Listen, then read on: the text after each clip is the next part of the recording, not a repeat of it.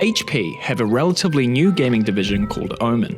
They make laptops, desktops, and accessories. And here at PB Tech, we have a couple of their new 2018 gaming laptops. Here we have the 15.6-inch model and the 17-inch. PB Tech actually has 4 different configurations, but today we're going to be focusing on the 1070 models. Now, in this modern day, we're at a point now where we can achieve desktop performance in a portable form factor. This is actually Omen by HP's 3rd generation of Omen gaming laptop, and they're rocking some pretty impressive specs.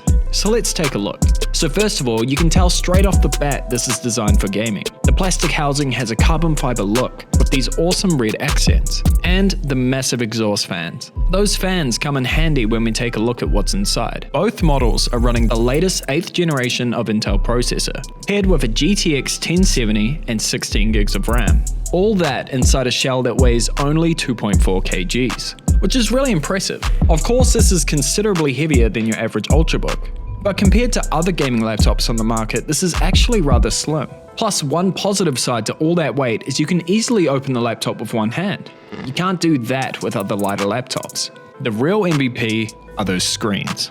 IPS displays sitting at 144Hz with G-Sync. This matte panel is bright and colorful, and the fact that the bezels are so slim on the sides really makes you notice just how sleek the whole design is. Quickly moving to the I/O, this is where we get a couple of differences between the models. Starting with the 15.6-inch, I like the way HP have placed the ports on this model, with a USB 3.0 port both on the left and right hand side, so you can have your mouse on either side depending on your dominant hand. And then the majority of the remaining ports are found on the back, which just keeps all the cables out of sight when you're using the machine. However, the 17-inch model has nothing on the back, apart from mass exhaust. This model gives you the majority of the ports on the left-hand side, and then the right-hand side sports 2 more USB ports and the power cable.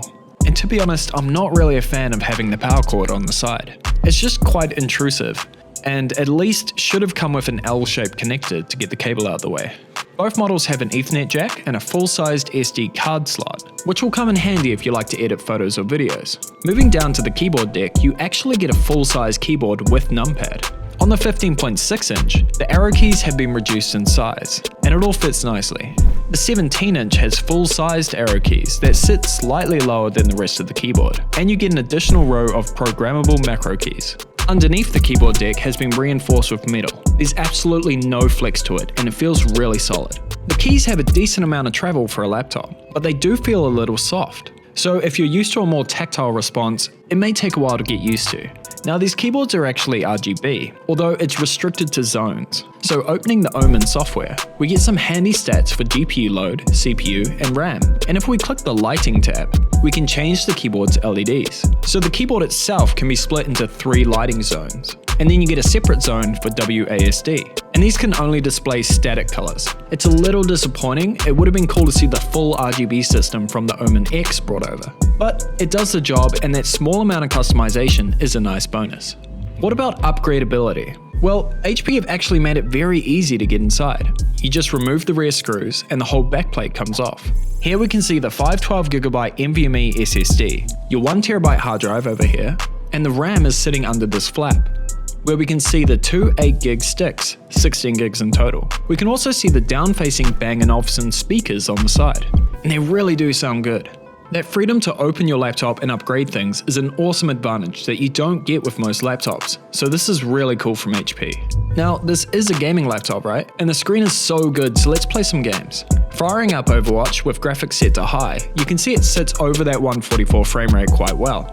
Once things start to get a little more intense, the machine did drop for me, so I found the best way to maintain that screen's refresh rate was to set it to medium. Moving over to Fortnite and turning everything up to Ultra, the frames were sitting around 95, which, when you think about it, Ultra on a laptop at consistent 95 frames is super impressive. If you want to max out that screen's refresh rate, this is possible to do with a few tweaks to the settings. Now, under load, these fans do crank up the volume. I used an app on my phone which reckons it was around 50 to 55 decibels, which sounded accurate. The fan noise itself actually wasn't too bad. It just sounded like fast moving air, compared to some devices where you get like a little high-pitched whine to it.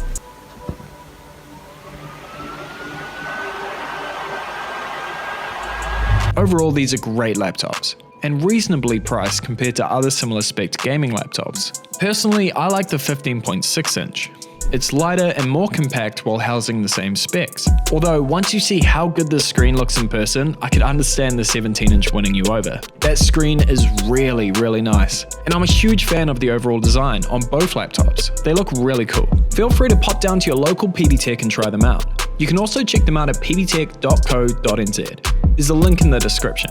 I'm Eli from PB Tech. Remember to like and subscribe, and I'll catch you next time.